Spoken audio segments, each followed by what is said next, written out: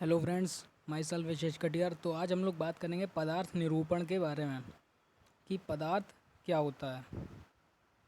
ठीक है, तो पदार्थ शब्द की सबसे पहले बात आती है इसकी व्युत्पत्ति की। तो पद प्लस अर्थ यानी पदार्थ शब्द जो है वो दो शब्दों से मिलकर बना है, एक पद और एक अर्थ। अगर इन दोनों को जोड़ देंगे आपस में तो क्या बनेगा आपका पदार्थ। ठीक है, तो पद और अर्थ अगर मिला के आपका पदार्थ शब्द बनता है। पद का मतलब होता है एक सार्थक शब्द या अक्षर। ठीक है, एक सार्थक शब्द मतलब जिसका मतलब हो, ऐसा शब्द जिसका मतलब हो, यानी अक्षर की बात हो रही है। पद का मतलब एक सार्थक शब्द या अक्षर। और अर्थ का मतलब होता है इंद्रियों का विषय, जैसे कि शब्द, स्पर्श, रूप, रसगंध आदि। ठीक है, पद का मतलब एक सार्थक शब्द या अक्षर कह सकते हैं, और अर्थ का मतलब होता है इंद्रियों का विषय, यानी शब्द, स्पर्श, रूप, रस, गंध। ठीक है, तो पदार्थ आपका दो शब्दों से मिलकर बना होता है, पद प्लस अर्थ। अब पदार्थ के बारे में अलग अलग इसकी डेफिनेशंस और इसके लक्षण बताए गए हैं, वो देखते हैं कि क्या बताए गए हैं। तो सबसे पहला आता है अर्थापदस्य, जो कि आचार्य चरक के अनुसार है। ठीक है, आचार्य चरक ने क्या बताया है, अर्थापदस्य यानी पद के अर्थ को पदार्थ कहते हैं। अर्थापदस्य का मतलब है पद के अर्थ को पदार्थ कहते हैं। फिर उसके बाद में दूसरे नंबर पे आता है यो अर्थो अभिहिता सूत्रे बदे व सा पदार्था। ठीक है, जो कि आचार्य सुश्रुत ने बताया है। यो अर्थो अभिहिता सूत्रे पदे व सा पदार्था, इसका मतलब है कि सूत्र या पद में, यानी कि सूत्र या पद में जो अर्थ अभिहित होता है, यानी सूत्र या पद में जो अर्थ होता है, जो अर्थ अभिहित होता है, उसे वह पदार्थ होता है। वह सा पदार्थ, वह पदार्थ होता है। ठीक है, सुश्रुत ने यह बताया है, यो अर्थो अभिहिता सूत्र पदे व सा पदार्थ, यानी सूत्र या पद में जो अर्थ अभिहित होता है वही पदार्थ होता है, वह सा पदार्थ। फिर तीसरा आता है पदस्य पदयो पदानाम व अर्था पदार्थ। तो इसका मतलब क्या है, यानी कि पदस्य यानी एक पद, पदयो यानी दो पद, पदानाम यानी कि अनेक पद। ठीक है, यानी एक पद, दो पद, अनेक पदों में जो अर्थ होता है उसे क्या कहते हैं, पदार्थ।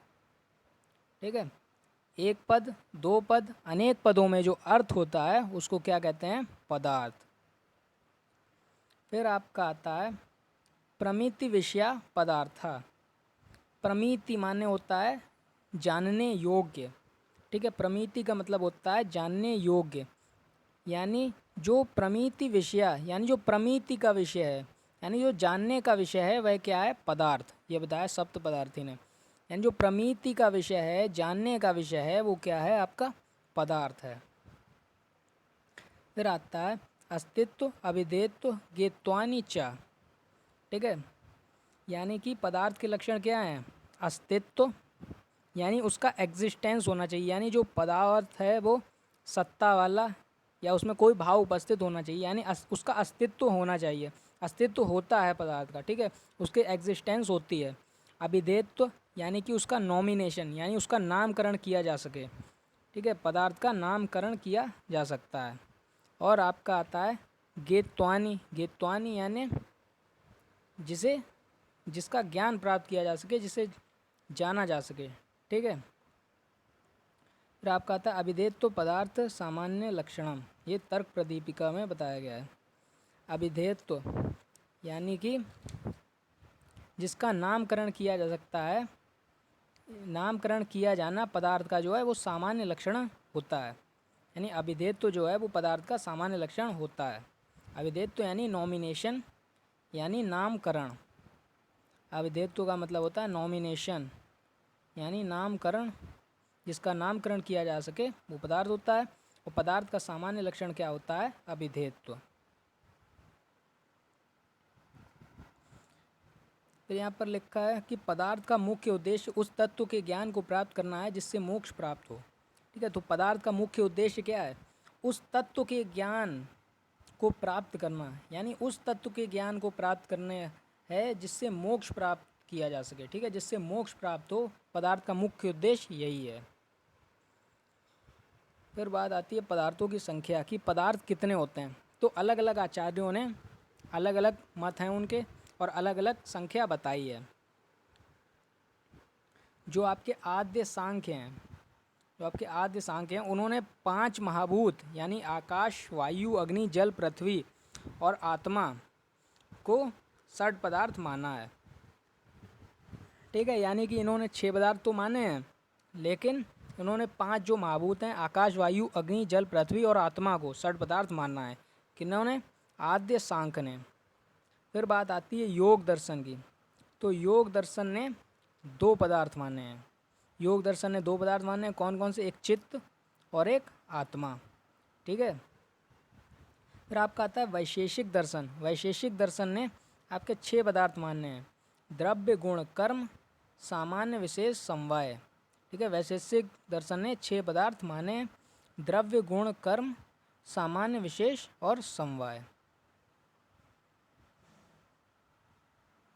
फिर आता है नव्य न्याय के अनुसार। जो आपका नव्य न्याय दर्शन है उसके अनुसार कितने पदार्थ बताए गए हैं। तो नव्य न्याय ने क्या किया है, उसने पहले पदार्थ को 2 पार्ट्स में डिवाइड किया है, यानी भाव पदार्थ और एक अभाव पदार्थ, ठीक है। उसने पदार्थ को पहले 2 पार्ट्स में डिवाइड किया है, भाव पदार्थ और अभाव पदार्थ। और भाव पदार्थ उसने 6 बताए हैं, द्रव्य, गुण, कर्म, सामान्य, विशेष और समवाय। और अभाव पदार्थ 3 बताएं, प्राग भाव, प्रध्वंसा भाव और अत्यंता भाव, ठीक है।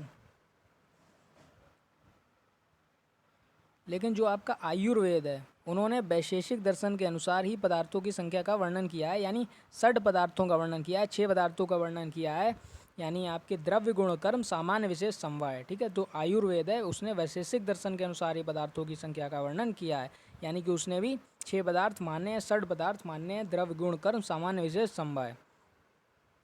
फिर बात आती है अभाव पदार्थ की। तो जो आपके अभाव पदार्थ हैं वो भी पहले 2 पार्ट्स में डिवाइड किए जाते हैं, संसर्गा भाव और अन्योन्या भाव। संसर्गा भाव के 3 पार्ट्स और होते हैं, प्राग भाव, प्रध्वंसा भाव, अत्यंता भाव। और कई जगह पर ऐसा देखने को मिलता है कि डायरेक्ट अभाव पदार्थ जो हैं वो 4 टाइप्स के बता दिए जाते हैं। आपका एक अन्योन्या भाव, एक प्राग भाव, प्रध्वंसा भाव और अत्यंता भाव, यानी कि 4 प्राग भाव, प्रध्वंसा भाव, अत्यंता भाव और अन्योन्या भाव, 4 आपके बता दिए जाते हैं कुछ जगह पर। फिर आता है पदार्थों के साधर्म वैधर्म।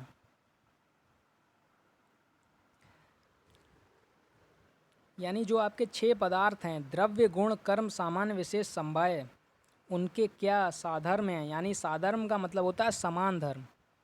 यहाँ पर लिखा हुआ है समानता या समान गुण को साधर्म कहते हैं।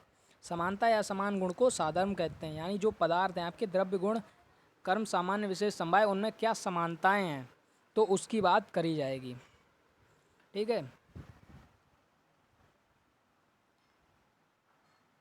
तो पहला पॉइंट है इसमें, सभी पदार्थों में अस्तित्व, अभिधेयत्व, ज्ञेयत्व समान रूप से होता है।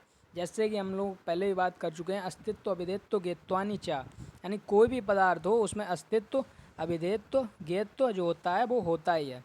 तो ये चीज़ भी सभी पदार्थों में समान रूप से होती है।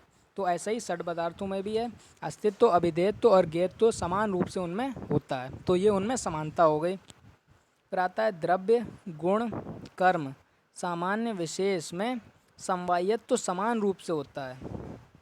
यानी कि जो आपके द्रव्य, गुण, कर्म, सामान्य, विशेष में समवायत्व समान रूप से होता है।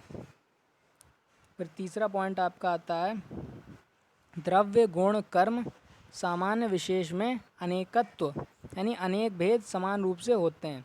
यानी जो द्रव्य है, यानी जो आपका द्रव्य है, गुण, कर्म, सामान्य, विशेष, इनमें अनेकत्व होता है, यानी इनके अनेक भेद होते हैं, ठीक है।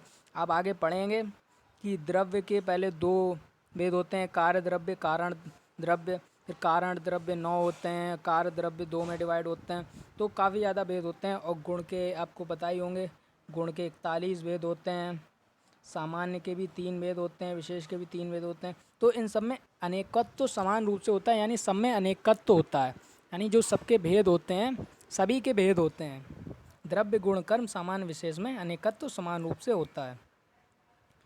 फिर आता है आपका फोर्थ पॉइंट, द्रव्य गुण और कर्म में सामान्यत्व एवं विशेषत्व समान रूप से होता है।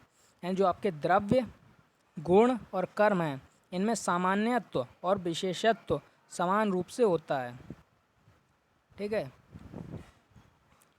यानी कि द्रव्य सामान्य, गुण सामान्य, ऐसे ही कर्म सामान्य, ऐसे ही द्रव्य विशेष, गुण विशेष और कर्म विशेष होते हैं। ठीक है, फिर बात आती है द्रव्य गुण कर्म में कारणत्व होता है। यानी जो आपके द्रव्य गुण कर्म हैं इनमें कारणत्व ही होता है। फिर बात आती है पदार्थ के वैधर्म की। यानी इनमें अभी आपने साधर्म देखे, क्या इनमें समान धर्म है, अब इनमें क्या इनके विपरीत धर्म है, क्या असमानताएं हैं। ठीक है, तो पदार्थों के वैधर्म क्या हैं। पहला पॉइंट, गुण एवं कर्म द्रव्य आश्रित हैं। जो आपके गुण और कर्म हैं वो आपके द्रव्य आश्रित हैं, यानी द्रव्य में आश्रित हैं। यत्र आश्रिता कर्म गुणा कारणम समवाय यत् तद्द्रव्यम। यानी कि जो द्रव्य क्या है जिसमें कर्म और गुण समवाय रूप से आश्रित रहें, वह क्या है, द्रव्य है। जिसमें गुण और कर्म समवाय रूप से आश्रित रहें वह द्रव्य। तो गुण और जो कर्म होते हैं वो द्रव्य में आश्रित होते हैं, परंतु द्रव्य गुण या कर्म में आश्रित नहीं होता है। तो ये इनमें वैधर्म हो गया कि गुण एवं कर्म द्रव्य आश्रित हैं। जो आपके गुण हैं कर्म हैं वो द्रव्य में आश्रित हैं, लेकिन जो द्रव्य है वो गुण या कर्म में आश्रित नहीं होता है। यानी कि जो आपका गुण और कर्म है, गुण कर्म है वो द्रव्य में आश्रित है, लेकिन जो आपका द्रव्य है वो आपका गुण और कर्म में आश्रित नहीं है।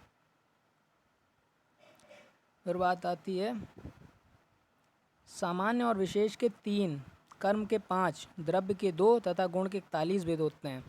यानी कि इन सब के भेद तो होते हैं लेकिन सब में भेदों का डिफरेंस होता है। जो सामान्य विशेष हैं उनके 3 भेद हैं, कर्म के 5 भेद हैं, द्रव्य के पहले 2 होते हैं, फिर 9, 2 ऐसे करके होते हैं, और गुण के 41 भेद हैं। यानी सबके भेदों में डिफरेंस है। ठीक है, वैधर्म में ये भी आपका हो गया, यानी कि असमानताएँ हैं। फिर थर्ड पॉइंट आपका आता है द्रव्य गुण कर्म सामान्य और विशेष के भेद होते हैं। यानी जो द्रव्य गुण कर्म सामान्य विशेष के भेद होते हैं, लेकिन समवाय का कोई भी भेद नहीं है। जो आपका समवाय है उसका कोई भेद नहीं है। तो ये भी आपका एक वैधर्म हो गया। फिर सामान्य द्रव्य